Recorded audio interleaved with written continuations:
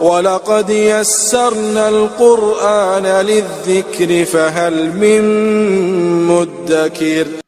آج انشاءاللہ تعالی ہم سورۃ المائدہ کی آیت نمبر 44 سے لے کر 45 تک پڑھتے ہیں اور اس کو سمجھنے کی کوشش کرتے ہیں۔ اعوذ باللہ من الشیطان الرجیم، بسم اللہ الرحمن الرحیم۔ اِنَّا أَنزَلْنَا التَّوْرَاةَ فِيهَا هُدًى وَنُورٌ يَحْكُمُ بِهَا النَّبِيُّونَ الَّذِينَ أَسْلَمُوا لِلَّذِينَ هَادُوا وَالرَّبَّانِيُّونَ وَالْأَحْبَارُ بِمَا اسْتُحْفِظُوا مِنْ كِتَابِ اللَّهِ وَكَانُوا عَلَيْهِ شُهَدَاءَ فَلَا تَخْشَوُا النَّاسَ وَاخْشَوْنِ وَلَا تَشْتَرُوا بِآيَاتِي ثَمَنًا قَلِيلًا وَمَن لَّمْ يَحْكُم بِمَا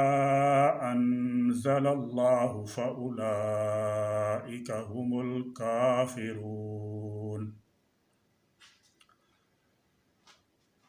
اِنَّا بے شک ہم نے انزلنا نازل کی التورات تورات میں بھی توحید اور ہدایت کا سبق دیا گیا تھا، اور ان کے علماء اور فقہاء بھی مسلم ہی تھے، مگر یہود نے سب کچھ برباد کر دیا اور کفار میں شامل ہو گئے۔ فیہا اس میں ہدن ہدایت تھی، ونور اور نور ہے۔ ہدایت سے مراد ایمانیات ہیں اور نور سے مراد عملی احکام کی وضاحت، کیونکہ قرآن مجید میں اکثر ہدایت کا لفظ ایمان کے معنی میں استعمال ہوا ہے، اور ایمانیات کے بعد جو احکام باقی رہ جاتے ہیں وہ وہی ہیں جو عملی زندگی کے متعلق ہیں۔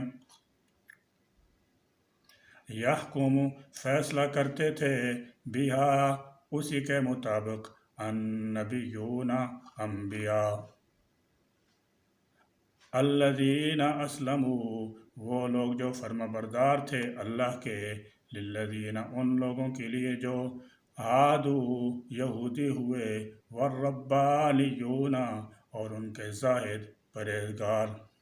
والاحبار اور عالم لوگ بھی، بما اس لیے کہ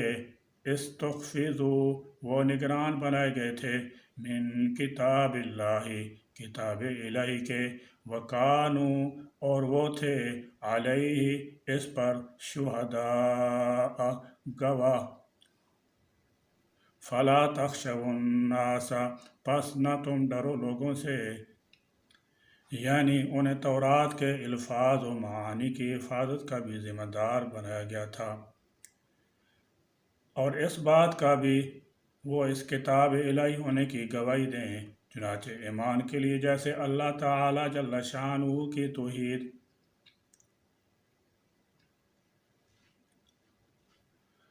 رسول کی رسالت اور آخرت کے واقع ہونے کی گواہی دینا ضروری ہے، اسی طرح کتاب اللہ کے کتاب الہی ہونے کی گواہی دینا بھی ضروری ہے۔ وَاخْشَوْنِ اور مجھے سے ڈرو، وَلَا تَشْتَرُوا اور نہ لو، بِآیَاتِی میری آیتوں کے بدلے، ثَمَنًا قیمت، قَلِیلًا تھوڑی، وَمَن اور جو شخص، علماء یہود کی طرف اشارہ ہے، جو معمولی نظر و نیاز کے لالچ میں احکام خداوندی میں تبدیلی سے بھی گریز نہیں کرتے تھے۔ آج جو لوگ علماء کی وجہ اختیار کیے گئے ہیں، لیکن مریدین کے نذرانے وصول کرنے کے لیے جانتے بوجھتے بہت سی خلاف شرع باتوں کو اختیار کیے ہوئے ہیں، ان کے لیے بھی اللہ تعالی جل شانہ کا یہ ارشاد تازیانہ عبرت ہے، لم یحکم نہ فیصلہ کرے، بما اس کے مطابق، یعنی جب مسلمانوں میں آپس میں کوئی اختلاف پیدا ہو جائے تو ضروری ہے کہ وہ احکام الہی کے مطابق فیصلہ کریں اور علماء سے رجوع ہوں۔ اگر قانون شریعت سے بچنے اور دنیا کا نفع حاصل کرنے کے لیے انہوں نے غیر اسلامی عدالتوں کا رخ کیا تو یہ بھی اس آیت میں داخل ہے۔ انزل اللہ اللہ نے نازل کیا، فَأُولَئِكَ هُمْ، تو یہی لوگ ہیں وہ، الکافرون، کافر۔ اس سے مراد وہ لوگ ہیں جنہوں نے اپنے عقائد و اعمال میں بہت کچھ شامل کر لیا تھا، اپنے آپ کو یہودی کہلانے لگے تھے۔ اللہ تعالی جل شانہ نے جو کتاب تورات نازل کی تھی وہ ایک ایسا دستور العمل تھا جس کے مطابق تمام مسلمان فرمانبردار انبیاء خود بھی عمل پیرا تھے، اور ان یہودیوں کے تنازعات کے فیصلے بھی اسی کتاب اللہ کے مطابق کیا کرتے تھے، اور ان کے متقی علماء و مشائخ کا بھی یہی حال تھا کہ وہ اسی کتاب کے مطابق فیصلے کرتے تھے، جس کی وجہ یہ تھی کہ اللہ تعالی جل شانہ نے کتاب اللہ کی حفاظت کا کام انہی لوگوں کے سپرد کر رکھا تھا۔ یہ حفاظت دونوں صورتوں میں تھی، ایک علمی، دوسرے عملی۔ علمی حفاظت یہ تھی کہ نہ تو تورات کے الفاظ میں رد و بدل یا ترمیم و تنسیخ کی جائے، اور نہ ہی ان آیات کو غلط مفہوم پہنایا جائے، اور عملی یہ تھی کہ اس پر ٹھیک طرح سے عمل کیا جائے اور فیصلے اسی کے مطابق کیا جائیں۔ مگر بعد میں جب نہ خلف علماء و مشائخ پیدا ہوئے تو انہوں نے تحریف معنوی بھی کی اور لفظی بھی، اور بعض آیات کو چھپایا بھی اور بعض اضافے کتاب اللہ میں شامل کر دیے۔ اسی طرح کتاب اللہ کو بیچ کر کھانے لگے، یعنی عملی لحاظ سے بھی کتاب اللہ کے احکام کو پس پشت ڈال دیا۔ ربط مضمون کے لحاظ سے تو اس جملہ میں خطاب یہود کو ہے، لیکن نفس مضمون کے لحاظ سے اس کا خطاب عام ہے، جس میں یہود و نصارہ کے علاوہ مسلمان بھی شامل ہیں، اور اس میں بتایا گیا ہے کہ کتاب اللہ یا منزل من اللہ وہی کے مطابق فیصلہ نہ کرنا کافروں کا کام ہوتا ہے، مسلمانوں کا نہیں۔ وَكَتَبْنَا عَلَيْهِمْ فِيهَا أَنَّ النَّفْسَ بِالنَّفْسِ والعین بالعین والانف بالانف والأذن بالأذن والسن بالسن والجروح قصاص فمن تصدق به فهو كفارة له ومن لم يحكم بما أنزل الله فأولئك هم الظالمون۔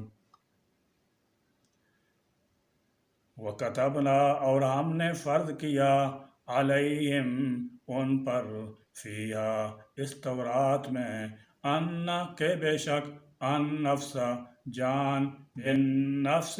بدلے جان کے ہے، والعین اور آنکھ، بالعین بدلے آنکھ کے، والانف اور ناک، بالانف بدلے ناک کے، والاذن اور کان، بالاذن بدلے کان کے، والسن اور دانت، بالسن بدلے دانت کے، والجروح اور سب زخموں میں، قصاص قصاص ہے، یعنی بدلہ ہے برابر کا۔ میں قصاص کے متعلق دو بنیادی احکام کو ذکر کیا گیا ہے۔ اول یہ کہ اگر کوئی شخص دوسرے کو ناک جان بوجھ کر قتل کر دے، یا آنکھ پھوڑ دے، یا ناک کان کاٹ لے، یا دانت توڑ دے، تو مجرم کو اس کے مطابق سزا دی جائے گی، یعنی قاتل ہو تو قتل کیا جائے گا، آنکھ پھوڑی ہو تو اس کی بھی آنکھ پھوڑی جائے گی۔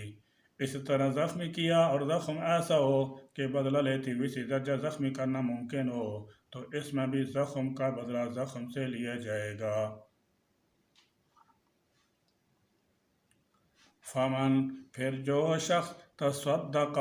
معاف کر دے، بھی اس کو، فہو تو وہ، کفارۃ اللہ کفارہ ہوگا اس کے گناہوں کا۔ دوسرا حکم یہ ہے کہ جس شخص پر زیادتی کی گئی ہو اس کو معاف کرنے کا حق ہوگا۔ قتل کی صورت میں مقتول کا ولی معاف کر سکتا ہے، اور بقیہ صورتوں میں زخم خوردہ شخص کو معاف کرنے کا حق ہوگا۔ اللہ تعالی جل شانہ نے اس معاف کرنے کو صدقہ کرنے سے تعبیر کیا گیا ہے، اور فرمایا ہے کہ یہ اس کے لیے کفارہ یعنی گناہ کے معاف ہونے کا سبب ہوگا۔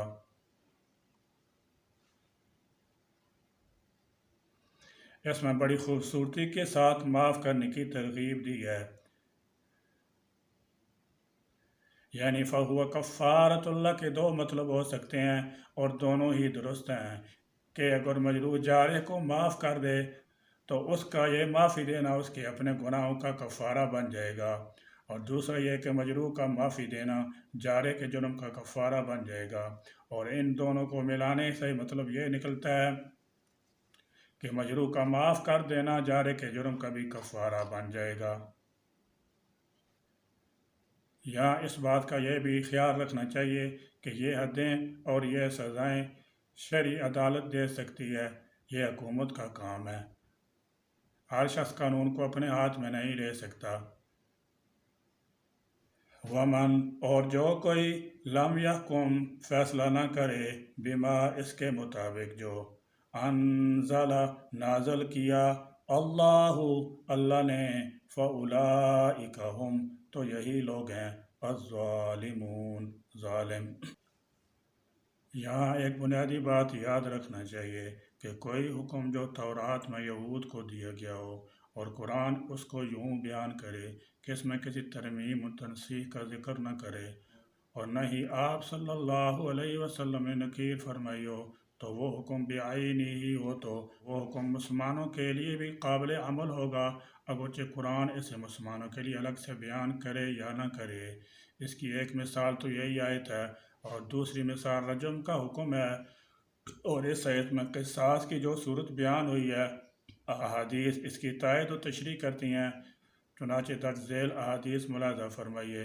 سیدنا حضرت انس رضی اللہ تعالیٰ عنہ فرماتے ہیں کہ ایک یہودی نے ایک مسلمان لڑکی کو جو زیور پہنے ہوئے تھی میں زیور حاصل کرنے کے لیے سر کچل دیا۔ اس لڑکی سے پوچھا گیا کہ کس نے اس کا سر کچلا، فلاں نے یا فلاں نے، یہاں تک کہ جب قاتل یہودی کا نام لیا گیا تو اس نے سر کے اشارے سے بتایا ہاں وہ یہی یہودی ہے۔ نبی کریم صلی اللہ تعالی علیہ وسلم کے پاس لایا گیا، اس نے جرم کا اقرار کر لیا تو آپ صلی اللہ علیہ وسلم نے بھی دو پتھروں کے درمیان اس کا سر رکھ کر کچلوا دیا۔ سیدنا یا علی رضی اللہ تعالی عنہ کہتے ہیں کہ میں ایک جنگ میں گیا، وہاں ایک شخص نے دوسرے کو دانت سے کاٹا، اس نے زور سے اپنا ہاتھ کھینچا تو کاٹنے والے کا دانت ٹوٹ گیا، پھر وہ قصاص کے لیے آپ صلی اللہ تعالی علیہ وسلم کے پاس آیا تو آپ صلی اللہ علیہ وسلم نے اس کا قصاص باطل قرار دیا اور فرمایا کہ وہ اپنا ہاتھ تیرے منہ میں رہنے دیتا کہ تم اسے یوں چبا جائے جیسے اونٹ چبا ڈالتا ہے۔ سیدنا حضرت انس رضی اللہ تعالیٰ عنہ فرماتے ہیں کہ میری پھوپھی ربیع بنت نضر نے ایک انصاری لڑکی کا دانت توڑ ڈالا، لڑکی کے وارثوں نے قصاص کا مطالبہ کیا، آپ کے پاس مقدمہ آیا تو آپ صلی اللہ علیہ وسلم نے قصاص کا حکم دیا۔ انس بن نضر جو انس بن مالک کے چچا اور ربیع کے بھائی تھے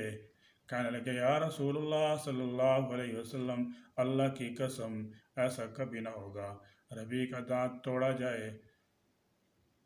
آپ صلی اللہ علیہ وسلم نے فرمایا انس یہ کیا کہہ رہے ہو، قصاص تو اللہ کا حکم ہے۔ پھر اللہ کی قدرت کے لڑکی کے وارث قصاص کی معافی اور دیت لینے پر راضی ہو گئے۔ اس وقت آپ صلی اللہ علیہ وسلم نے فرمایا اللہ کے کچھ بندے ایسے بھی ہیں کہ اللہ پر بھروسہ کرتے ہوئے قسم کھا بیٹھیں تو اللہ تعالیٰ ان کی قسم سچی کر دیتا ہے۔